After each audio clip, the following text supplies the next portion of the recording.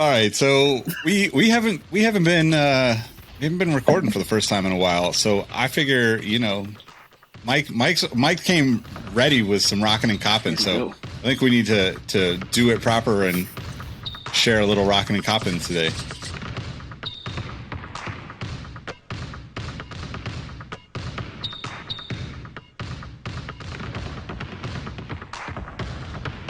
All right, cool. Well, I guess I go first then.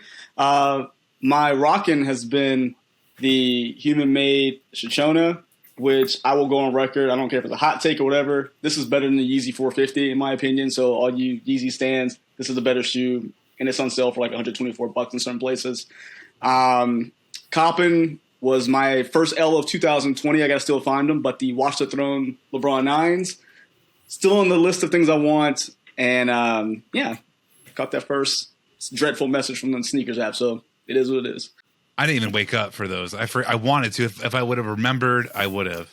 But I've been so far off of all the apps. Not a bad thing. Where it's just... Yeah, I mean, it's a good thing. I haven't even thought about it. I've been rocking the On Cloud Flyer waterproof. They sent me these. I wore them all this past weekend in Seattle. They did extremely well. Not one leak. That's one thing I will say of all the waterproof shoes I've had from On. I've had 3 pairs now, and none of them leak even a little bit. I'm outside for like hours on hours. Like we were walking around for, I think, 7 hours. One thing I don't like though, it's a little over branded. It's like here. It's a little much. I love the back one. It's like offset on the back heel.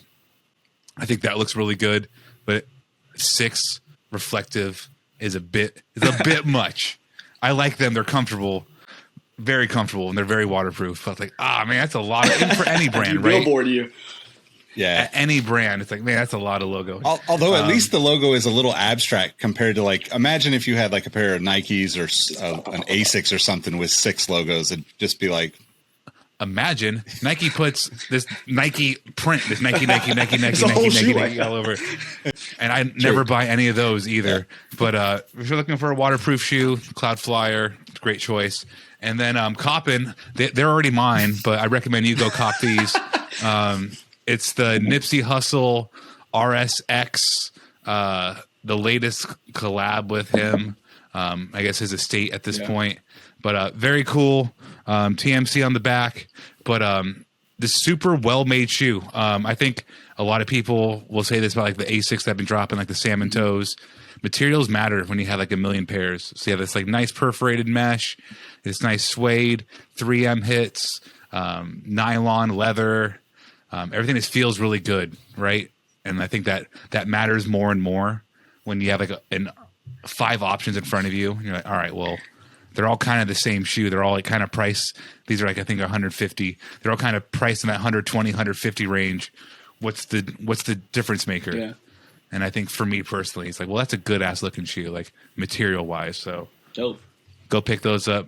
Nick, I know you love Nips, so yeah, it's a good one. If you're a Nip fan, it's still good. It's amazing how they keep dropping, unlike Tupac albums, after his death, they've kept dropping good stuff. And that's a power to his estate for like not letting it drop off. Or I think some people will kind of like Bob Marley merchandise, right? It's so like there's some good stuff. There's so much bad merchandise off of beloved people who've passed away. Yeah, and I think the Puma stuff keeps being good. So yeah, I do think that it's worth like commending both his estate and Puma with that, right? Because they've done a really good job. Even like the video that they launched with this release was really like, I mean, I was like tearing up. It was like that good. And that hasn't happened in a sneaker commercial type of thing in a really long time. I mean, obviously that's like I wake up to Nipsey Hussle every morning. So it like that's like my wake up song anyway. So like it's close to me no matter what. But like watching that was like, wow, like I even like reached out to Clyde and was just like, yo, I'm thankful that you guys are actually like taking care of this. It's an important thing to take care of because we definitely live in a time, to your point, like Bob Marley is another one of those people that the legacy should have been protected and like held at a very high standard, in my opinion. And I think you know, as people get, you know, incredibly famous and especially with the internet now, we end up with these weird kind of bootleg things and half-assed things that happen all over the place. So like for them to kind of still be owning that and having the partnership with Lauren London and his estate, it's like, you know, it's impressive that they've been able to do it without diminishing the quality or the message, in my opinion. Yeah. And just, I mean, to wrap off that, it says I hustle on the side on the tag. And that's such like a simple knit thing, but it really does motivate me. It makes me like, it's just like, you don't have to have all the craziest fanfare and stuff, but it's saying like I hustle. It makes me want to hustle. And it's just like, I don't know, weird thing to say, but it's just like, dang, it's a good shoe. Like, let's go out there and hustle today. Yeah, man. I agree. How about All you, right, Rohit? No, I mean, for me, last time I checked, my update won't be as poignant as Robbie's, but what I rocked when I was in Florida for the last couple of weeks was the Offline Mule 2.0, and it is very much a Hummer for your foot, and the packaging is that as well. And it was really funny because I was with family, and one of the biggest topics was the reemergence of the Taco Bell Mexican pizza in May 2022, and the reason was, I thought of you, Engvall. I took a packet of mild sauce and started pouring one out in your honor. But then it was also one of those things where the reason why apparently that the Mexican pizza was no longer on the menu was the packaging, and then I received the 2.0 packaging, and I'm like, goodness gracious, this could literally be a kitten's playhouse. It is so big. It is so fluffy. And yeah, if somebody wants a comfortable slip-on sneaker, go ahead and do that. Not only for the for the slip-on, but also the actual packaging. And what I'm rocking, I just saw, I think on one of our listeners' Instagram, that they've put some release dates forward for the Giannis collection for the Uno. And I think I may double dip and get another pair of Offline 2.0s because that Uno Offline 2.0 looks super sick and super vibrant. So. Dang, I might need that too. Nice. Yeah. So let's see. Rockin'. What did I rock today? Oh man, I didn't bring them up. Today I wore the and one Tai Chi because Lance Stevenson just had one hell of a performance in the Tai Chi. And I was like, just hit up the guitar right there. I was like, I need to pull out a pair of Tai Chis today. So I have the 20th anniversary Tai Chi. It's got like one of the coolest brandings on it. It's on my Instagram, but like the barbed wire. It's actually the chain link fence that.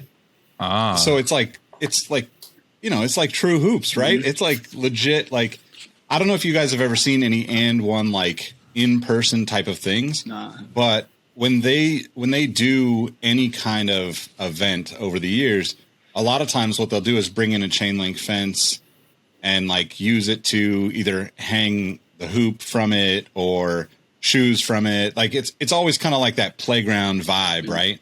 So it was really cool to see that on a shoe, and that shoe came in like a 2-pack, so it came with like the 2 chillin' slip-ons. So it's like a you know, like a perfect kind of homage to And One's legacy.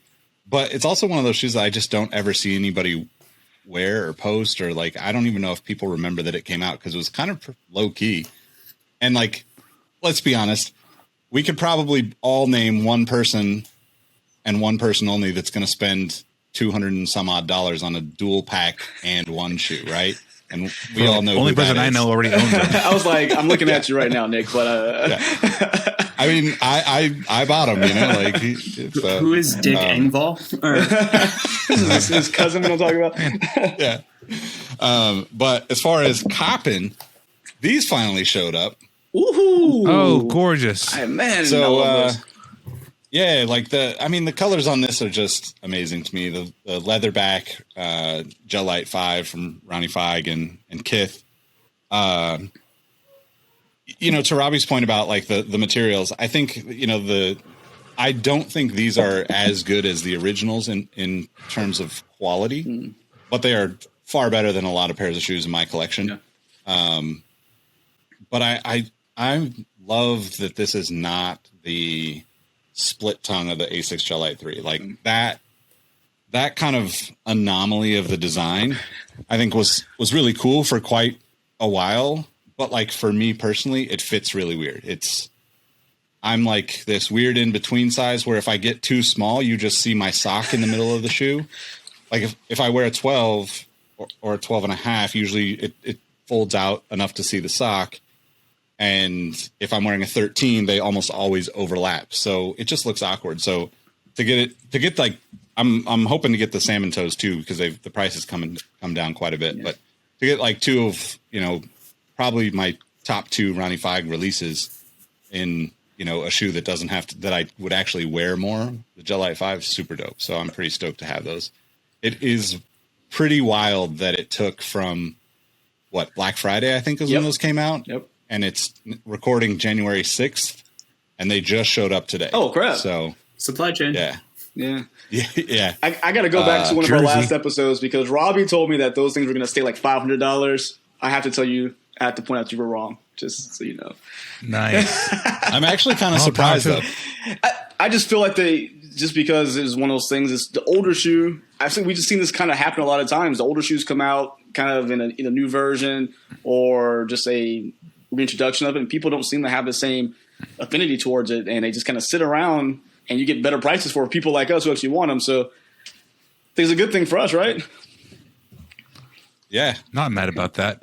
Nick, it's so funny. Like, I also have a pair of Tai Chis, and those things don't fit well either. Just like design wise, it's like slipping your foot into like a bowl, like a little like a fish bowl. It's weird. It's just such a roomy ass shoe, and it's my proper size. They're a size 12, true to size. Yeah, and it's just like stepping into a bowl. Like those shoes, I will never get rid of them. They're the black and gold. They're ugly as hell, in my opinion. Yeah. But it's such a piece of sneaker history and like basketball history. Like, I can't get rid of the Tai Chis. No, man. I was just gonna say it makes Vince Carter's dunk contest even more impressive that he did that on those shoes. So, I mean, I would love to at some point talk to guys that actually play in them and see what they're wearing. Because to Robbie's point, right? Like, I have a pretty wide, just overall heavy, wide foot, right? So it works for me pretty nicely. But the problem with it is that the cushioning or the padding on the inside is not substantial enough. Mm-hmm. Like, there's way too much of it, but it's almost too soft. So, like, the outside leather holds shape great. Fitment-wise, it's pretty normal.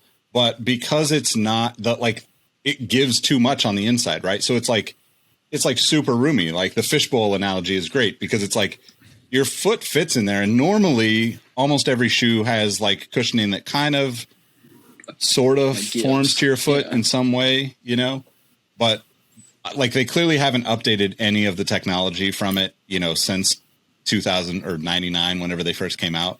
So it's just like, that's kind of what I love about And One is like, yeah, we're still playing the same courts. We're still releasing the same shoes. It's forever 2003 in And One's mind, and we're here for it. Right. And honestly, like, the year 2003 is one of my favorite Instagram accounts, like that account just like posts fire every day, Hey. You got a little bit of crazy Britney, a little bit of basketball, some early LeBron. I think we got the Dipset freestyle. We're Dipset. Yeah. I mean, it's a good time to be a part of it, Yeah, dude. That was some of the best basketball shorts money could buy. I remember I had like handfuls of them. I'm like, I would never get rid of them, except it was at the time you outgrow everything. Yeah, true that. Yep. I still have a size medium and one tank top with like what they call them, the Phantom guy. What's it called, the Phantom? Yep. Yeah, that's a classic right there, man. This topic. I would love to have some more of those. Good stuff. I mean, I think that brings us. I mean, I don't know what direction we particularly want to go in, but I've had like direction of sneakers in 2022 in my mind. I think that's what we kind of wanted the basis of this episode to be, like predictions going forwards, New Year's type stuff, right?